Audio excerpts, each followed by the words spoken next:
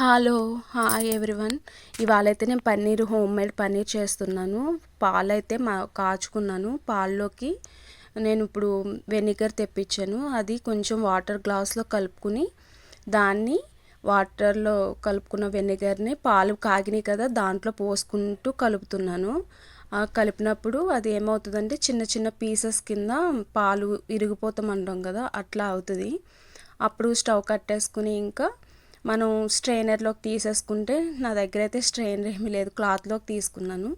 ఆ ఫ్లేవర్ వాసన వెనిగర్ వాసన అంతా పోవడానికని మళ్ళీ వాష్ చేసుకున్నాను. వాటర్ తోటి వాష్ చేసుకుని బాగా టైట్గా క్లాత్ తిప్పి మనం ఏదైనా బరువు పెడితే దాని మీద మనకు పన్నీర్ అనేది రెడీ అవుతుంది. ఒక 15 మినిట్స్ అట్లా వదిలేయాలి. బరువు ఏదైనా పెట్టి అట్లా వదిలేస్తే వాటర్ అంతా బయటకు వచ్చేసి అప్పుడు మనకు పన్నీర్ అనేది స్ట్రక్చర్ అనేది బాగా వస్తుంది. నేను ఇప్పుడు మీకు చూపిస్తాను అది ఎట్లా వచ్చింది అనేది.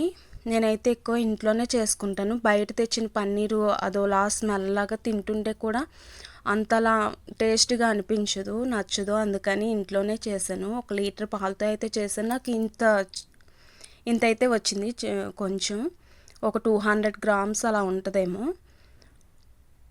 అదైతే స్ట్రక్చర్ చూడండి ఎంత బాగా వచ్చిందో. ఫ్లమ్మీగా బాగున్నది కూడా, ఫ్లఫీగా మెత్తగా బాగుంది. స్ట్రక్చర్ కూడా బాగుంది, చాలా స్మూత్గా వచ్చింది. మీకు ఒకవేళ నచ్చితే కనుక ఒకసారి మీరు కూడా ట్రై చేయండి ఇంట్లోనే. కాకపోతే పాలు ఇంక వాటర్ ఏమీ కలపకూడదు. డైరెక్ట్ నేను పాల ప్యాకెట్ పాలే పోసేసి వాటర్ ఏమీ కలపకుండా గ్యాస్ మీద పెట్టి పొంగొచ్చాక వెనిగర్ గ్లాసులో వాటర్లో కలిపి పోసాను అనమాట.